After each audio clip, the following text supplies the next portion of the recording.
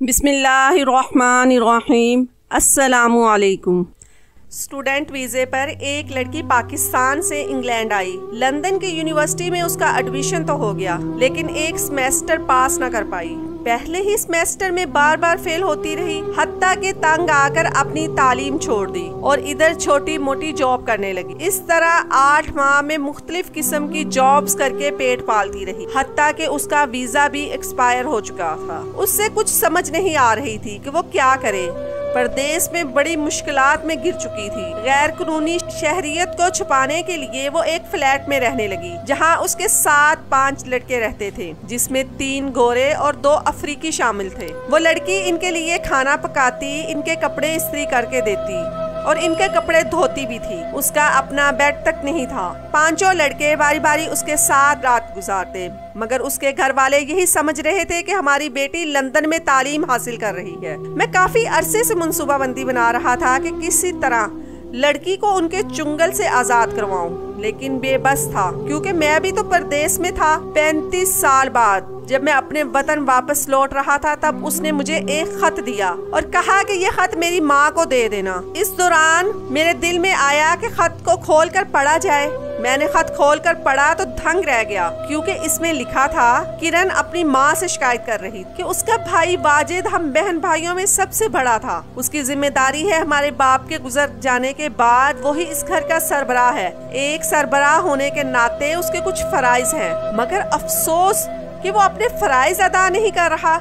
सारा दिन क्रिकेट खेलता रहता है और उसके क्रिकेट के मैचेस अगर शहर तक महदूद होते तब भी मसला नहीं था। मसला ये है कि वो दूर दराज इलाकों में क्रिकेट खेलने जाता है। माँ ने बेटी के मुंह से ये अल्फाज सुने तो कहा, तुम्हारा भाई है, खुद बात करके देख लो। मैंने तो उसे काफी समझाने की कोशिश की है, हत्ता कि उसका बाप उसे समझा कर इस दुनिया से चला गया। उसके बाप ने तो उस हद तक कह दिया था कि अगर तुम्हें क्रिकेट खेलने का शौक है तो फिर इसी को अपना पेशा बना लो। क्रिकेट से ही काफी लोग कमा रहे हैं, लेकिन बगैर आमदन और बगैर सिले के तुम खेलना अफोर्ड नहीं कर सकते। हम जिस खानदान से ताल्लुक रखते हैं उस खानदान के बच्चे यूं ही आवारा नहीं फिर सकते। मगर वाजिद ने अपने बाप की नसीहत पर अमल न किया तो वो हमारी क्या खाक बात सुनेगा। किरण ने आज दिल में फैसला कर लिया था कि जैसे ही उसका भाई घर वापस आएगा तो वो अपने भाई से बात करेगी। किरण को सबसे ज्यादा परेशानी अपने छोटे भाई अरसलान की थी। उसका छोटा भाई अरसलान, जो सेकंड ईयर का स्टूडेंट था, पढ़ाई में बहुत लायक था। मैट्रिक में भी उसने पहली पोजीशन हासिल की थी। फर्स्ट ईयर में भी अच्छे नंबर लिए। मेडिकल फील्ड में जाना उसका ख्वाब था, जो कि पूरा होने वाला था। मगर मुश्किल ये थी कि ट्यूशन में काफी खर्चा हो रहा था और फिर एंट्री टेस्ट का भी अलग खर्चा होना बाकी था।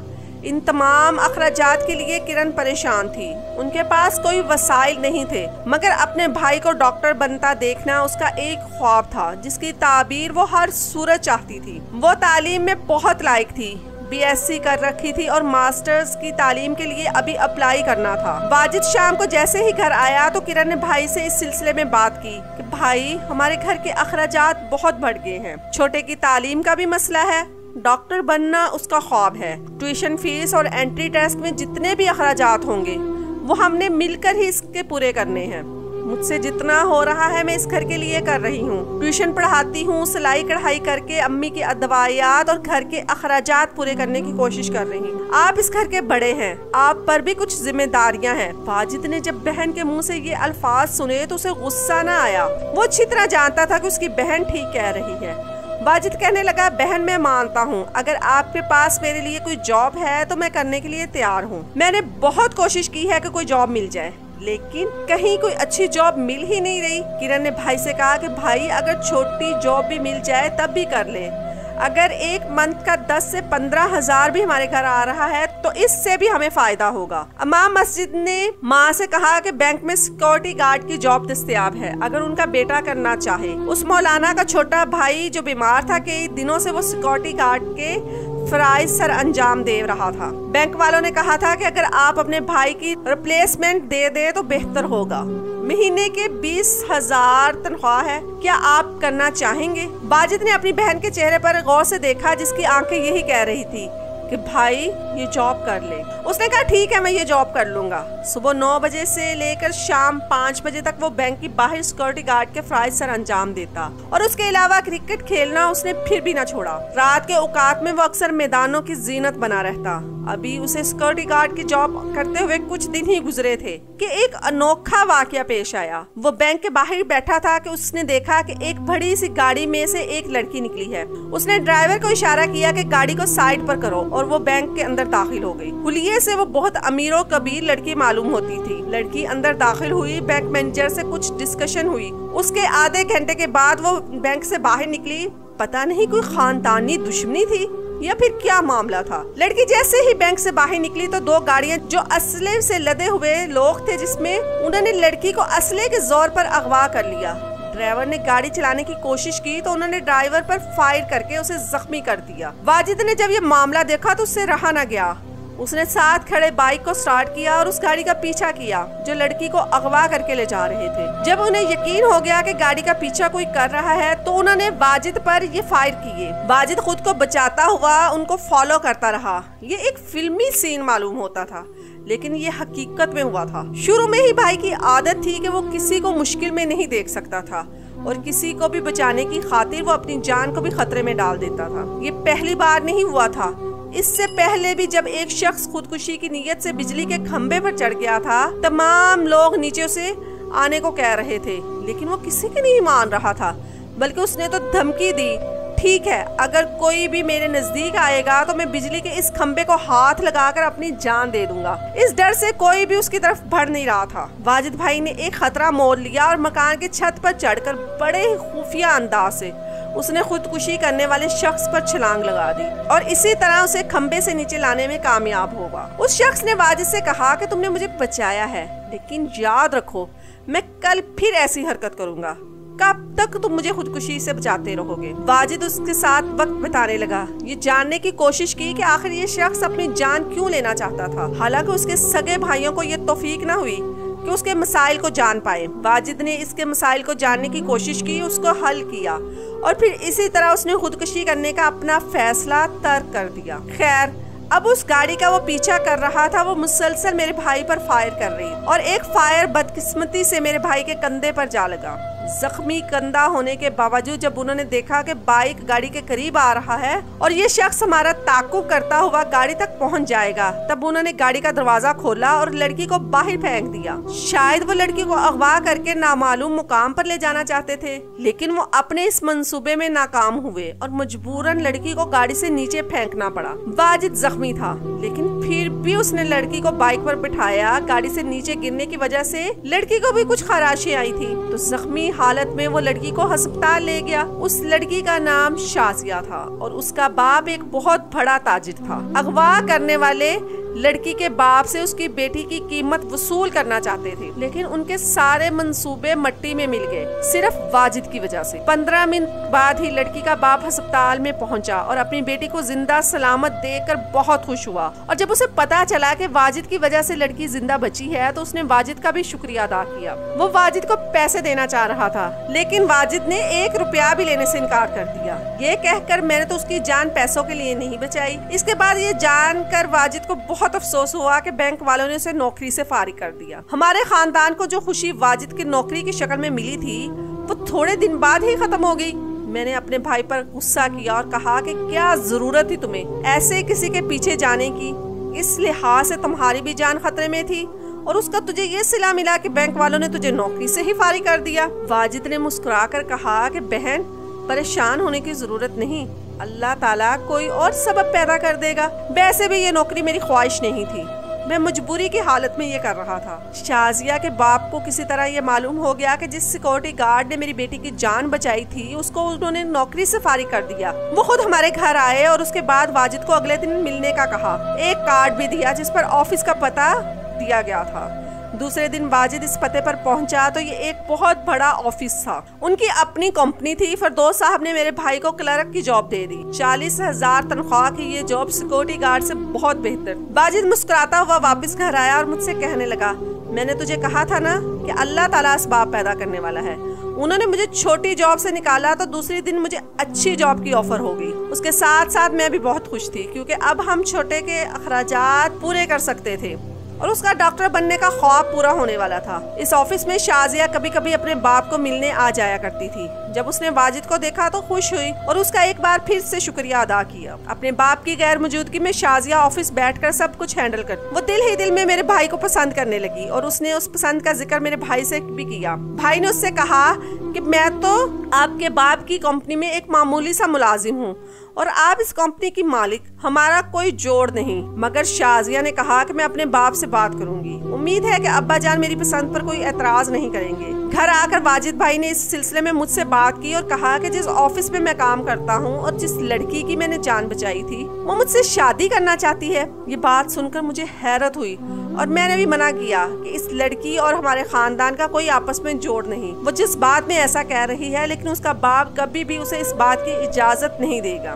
कि एक गरीब मुलाजिम से वो शादी करे। मगर वाजिद मुझे इस बात का यकीन दिला रहा था कि वो लड़की मुझे पसंद करती है और अगर सच पूछे तो मैं भी उसे पसंद करने लगा हूँ और हमारी पसंद को देखते हुए उसका बाप कभी भी इस रिश्ते पर एतराज नहीं करेगा। वाजिद भाई की ये बात सुनकर मैं हैरान हुई कि किस तरह वो एक ऐसी लड़की से प्यार कर बैठा जो कि हैसियत में भी हमसे बहुत ज्यादा थी। दूसरे दिन शाजिया वाजिद के पास आई, कहा कि मैंने अब्बा से बात की थी और बदकिस्मती से अब्बा ने रिश्ते के लिए बिल्कुल रजामंद नहीं है, मगर मैंने भी ये फैसला कर लिया है कि शादी करूंगी तो सिर्फ तुझसे ही करूंगी, लिहाजा हम कोर्ट मैरिज कर लेंगे। वाजिद सोचने लगा कि ऐसा हमारे लिए मसाइल भी पैदा कर सकता है, मगर शाजिया ने उसे इस बात का यकीन दिलाया कि अब्बा शुरू में नाराज होंगे लेकिन बाद में मान जाएंगे। लेकिन अब वो इस रिश्ते के लिए बिल्कुल रजामंद नहीं है। वो अपने दोस्त के बेटे से मेरी शादी करना चाहते हैं मगर मैं उसे पसंद नहीं करती और अब्बा भी इसलिए शादी करना चाहते हैं क्योंकि वो एक शादी नहीं बल्कि बिजनेस डील है और दो ऐसे खानदानों के दरमियान शादी होगी जिसमें दोनों ही कंपनी के आधे शेयर्स के मालिक हैं और इस रिश्ते की बदौलत वो अपने कारोबार को पहले से भी ज्यादा बढ़ाना चाहते हैं और मजबूत करना चाहते हैं। वाजिद ने घर आकर हम सबको इस बात से आगाह किया कि वो शादी करने जा रहा है, मगर शाजिया का बाप रजामंद नहीं और वो कोर्ट मैरिज ही करेंगे। वाजिद सुबह घर से निकल ही रहा था कि गाड़ी में उसे अगवा कर लिया गया और उसके बाद उसका कुछ पता न चल सका कि वो कहाँ है। भाई के अचानक गायब होने की खबर जब हम तक पहुंची तो हम समझ चुके थे कि असल मामला क्या है। एक हफ्ते तक भाई कहीं नजर न आया। पुलिस में रिपोर्ट दर्ज कराई गई लेकिन फिर भी वो बाजियाब करने में नाकाम रही। मेरी माँ शाजिया के बाप के पास गई और हाथ जोड़कर कहा कि खुदारा अगर मेरा बेटा आपके कब्जे में है तो उसे छोड़ दीजिए। मैं अपने बेटे को समझा लूंगी कि हमारी हैसियत में जमीनों आसमान का फर्क है। शायद उसे मेरी माँ पर तरस आ गया या फिर शायद ये वजह थी कि उसने शाजिया की जान बचाई थी, इसलिए उसने वाजिद की जान ना ली और 10 दिन बाद उसे घर फेंक कर चले गए। वाजिद को बहुत मारा गया था, उसके जिस्म के हर हिस्से पर जख्मों के निशानात थे और बकौल वाजिद वो यही कह रहे थे कि तुमने सेठ साहब की बेटी की जान बचाई है, लिहाजा हम तुम्हें जिंदा छोड़ रहे हैं, वरना तुम्हारी सजा यही थी कि तुम्हें मारकर काट कर दरिया में फेंक दिया जाए। माँ ने जब वाजिद को इस हाल में देखा तो अपना दुपट्टा उसके पैरों में डालकर कहा कि बेटा तुम्हारी जिंदगी से बढ़कर मेरे लिए कुछ नहीं, खुदारा अपने इस इरादे से बाज आ जाओ और इस लड़की को भूल जाओ। माँ की हालत को देखते हुए वाजिद ने शाजिया को सख्ती से मना कर दिया कि अब मुझे भूल जाओ, हमारी शादी मुमकिन नहीं, अगर ये शादी हो गई तो 2 खानदान तबाह हो जाएंगे और मैं तमाम खानदान वालों को नाखुश करके ये रिश्ता नहीं कर सकता। शाजिया भी हालात को समझते हुए मेरे भाई से दूर होगी, लेकिन जालिमों ने भाई को इतना मारा कि कुछ अंदरूनी चोटें लगी और भाई जिगर का मरीज बन गया। अब भाई की मर्ज को देखते हुए मुझे ही इस खानदान के लिए कुछ करना था। इधर कोई ढंग की जॉब नहीं थी तो मैंने बाहर जाने का मंसूबा बनाया। स्टडी वीजे के लिए बरतानिया में अप्लाई किया और फिर लंदन की एक अच्छी यूनिवर्सिटी में मेरा एडमिशन हो गया, लेकिन वीजे के लिए पैसे नहीं थे। माँ को मैंने तो इस बात के लिए कायल किया कि उसने जो जेवरात मेरी शादी के लिए रखे हुए हैं, अब वक्त आ गया है कि इन जेवरात को फरोख्त करके वीजे के पैसे इकट्ठे किए जाएं। पढ़ाई के साथ साथ मैं इधर जॉब भी करूंगी और फिर उम्मीद है कि इतने जेवरात आसानी से हम दोबारा खरीद लेंगे। माँ के लिए ये फैसला आसान नहीं था, लेकिन मेरे जज्बे को देखते हुए माँ ने वो जेवरात मेरे हवाले किए। स्टडी वीजे पर मैं इंग्लैंड के लिए रवाना हो गई। मंसूबा तो यही था कि तालीम के साथ साथ इधर मैं जॉब भी करूंगी, फिर इधर बरतानिया में ही कोई अच्छा सा लड़का मिल जाएगा जिसके साथ मैं शादी कर लूंगी। मगर लाजमी नहीं जो मंसूबा हमने बना रखा हो वो पूरा हो। इंसान हमेशा अपने आने वाले दिनों से नावाकिफ रहता है कि मुस्तकबिल में उसके साथ क्या मामलात पेश आने वाले हैं। ऐसा मेरे साथ भी हुआ। एडमिशन तो हो गया, लेकिन तालीमी मैदान में मैं सबसे पीछे रह गई। एक तरफ मैं जॉब कर रही थी और जॉब के साथ साथ अपनी तालीम पर भी तवज्जो देना पड़ रही, मगर दोनों काम मेरे लिए नामुमकिन थे। सेमेस्टर की फीसें भी मुझे इसी जॉब से ही पूरी करना पड़ रही थी, मगर मसला था कि मैं मुसलसल फेल हो रही थी। मजबूरन मुझे अपनी तालीम को खैराबाद कहना पड़ा और तकरीबन 18 माह तक मैं मुख्तलिफ जॉब्स करती रही, मगर इसी दौरान मेरा वीज़ा एक्सपायर हो गया। अपनी गैर कानूनी शहरियत को छुपाने के लिए मैं एक ऐसे फ्लैट में रहने लगी जिसमें मेरे कमरे में 5 लड़के रहते थे। 3 गोरे और 2 अफ्रीकी ममालिक से ताल्लुक रखते थे। वो भी इसी यूनिवर्सिटी में तालीम हासिल कर रहे थे जिसमें मैं कर रही थी, लेकिन अब चूंकि मैं इस अदारे की तालिबे इल्म नहीं थी और वो जानते थे कि मैं गैर कानूनी तौर पर इधर रह रही हूँ और मेरा वीजा एक्सपायर हो गया है, लिहाजा उन्होंने मेरी मजबूरी का फायदा उठाने का फैसला किया। वो मुझे धमकी देते कि अगर तुमने हमारा साथ छोड़ा और यहाँ से गायब होने की कोशिश की तो हम हकाम को तुम्हारे वीजे के बारे में बता देंगे। नौकरानी बनकर मैं उनके काम करती, उनके कपड़े धोती, उनको खाना बना कर देती, और सबसे बड़ा जुल्म ये कि मैं बारी बारी उनके साथ सोती। मेरी अपनी जिंदगी खत्म हो चुकी थी। एक जिंदा लाश की मान सारे अरमानों पर पानी फिर गया। कभी नहीं सोचा था कि जिंदगी इस स्टेज पे ले आएगी, लेकिन अब मैं फरार का रास्ता अख्तियार करना चाहती थी, लेकिन मुझे नहीं मालूम था कि मैं कैसे अख्तियार करूं। इसी फ्लाइट में एक रिजवान साहिब रहते थे जो पिछले कई बरसों से इधर मुकीम थे और बहुत अच्छे इंसान थे। वो ये तो जानते थे कि मैं इधर गैर कानूनी तौर पर रह रही हूँ, मगर ये नहीं जानते थे कि मुख्तलिफ कौमियत वाले 5 लड़कों के साथ रहने पर मजबूर हूँ जो मुझे जिनसी तस्कीन के लिए इस्तेमाल कर रहे हैं। रिजवान साहिब मुझे ये बता चुके थे कि उसने कुछ माह बाद वापस पाकिस्तान में जाना है। वो 35 साल बाद अपने वतन लौट रहे थे और बहुत खुश थे। उसे काफी अरसे बाद वापस पाकिस्तान जाने का मौका मिल रहा था। मैं उसे बताना चाहती थी, अपने दिल का हाल बयान करना चाहती थी, जिस मुसीबत में बुरी तरह फंस चुकी थी। उसके साथ सारे वाकयात और मामलात शेयर करना चाहती थी, लेकिन किस्मत जाने मुझे एक मौका ही ना दिया। वो नौजवान हर वक्त मेरी ताक में रहते। कोई ना कोई शख्स कमरे में रह जाता। किचन से कमरे से बाथरूम, इन तीनों जगह के अलावा मुझे कहीं जाने की इजाजत भी नहीं। मैं इस माहौल में घुट-घुट कर जी रही थी। वैसे तो इनका कोई भी दोस्त कमरे में रह जाता, लेकिन अगर 5 कमरे से बाहर जाते तो बाहर से ताला लगा कर जाते और मुझे कमरे में बंद करके चले जाते। एक दिन वो 5 किसी कमरे से बाहर थे और मैं अंदर अकेली कमरे की खिड़की से देखा कि रिजवान साहिब अपना सामान पैक कर रहे हैं। वो आज वापस जा रहे थे। मैंने एक खत लिखा और खिड़की से इसे फेंक दिया, इस उम्मीद पर कि वो खत जरूर उठाएंगे। मुझे नहीं मालूम कि उसने खत उठाया या नहीं, लेकिन उम्मीद जरूर थी। रिजवान साहिब वापस वतन चले गए। 1 माह बाद उसकी वापसी थी और मेरा इधर एक दिन अजाब बनकर गुजर रहा था। मैं मजीद इस जिल्लत की जिंदगी को बर्दाश्त नहीं कर पाती, लिहाजा मैंने एक मंसूबा बनाया। वॉशरूम को साफ करने वाला पाउडर छुपा लिया। वो लड़के जैसे ही वापस आए तो उन्होंने मुझे चाय पकाने का ऑर्डर दिया। मैंने चाय बनाते हुए वो पाउडर उनकी चाय में डाल दिया। चाय पीते ही इनकी तबीयत बिगड़ने लगी। वो मुसलसल खांस रहे थे, गले को पकड़कर इधर उधर लूट पूट हो रहे थे। तो मैंने मौके को गनीमत जानकर कमरे से फरार का रास्ता अख्तियार किया। मैं मुसलसल भाग रही थी, नहीं जानती थी कि वो जिंदा है या मुर्दा। बाद में पता चला कि वो 5 कमरे में मुर्दा हालत में पाए गए। सीसीटीवी कैमरों की मदद से पुलिस ने मुझे शनाख्त कर लिया और मेरी तलाश शुरू कर। मैं ज्यादा देर तक अपने आप को छुपाने में मुकम्मल तौर पर नाकाम रही और एक पार्क से उन्होंने मुझे गिरफ्तार कर लिया। अब मुझे तो सजा यकीनी तौर पर मिलने वाली थी, लेकिन उम्मीद थी कि रिजवान साहब कभी मेरे पास आएंगे और घर वालों के बारे में मुझे आगाह करेंगे। रिजवान साहब जब पाकिस्तान से वापस आए तो उससे मेरी गिरफ्तारी की खबर मिली। उसे ये जानकर बहुत अफसोस हुआ कि मैं पहले से भी ज्यादा बड़ी मुसीबत में फंस गई। रिजवान साहब ने मुझे बताया कि उसका खत मौसूल हो चुका था और मैंने वो खत पढ़ भी लिया था, मगर जब मैंने उसके घर वालों को तुम्हारे बारे में बताया कि वो कहाँ है और किस हाल में, तो बजाय अफसोस करने के उन्होंने ये कह दिया कि उससे हमारा ताल्लुक ही खत्म हो चुका है। अब वो हमारे लिए मर गई है और हम उसके लिए, जिनकी खातिर मैंने अपना आप खत्म कर लिया, उन्होंने मुझसे ताल्लुक ही खत्म कर दिया। अफसोस, अपने आप को कभी किसी के लिए जाया मत करो।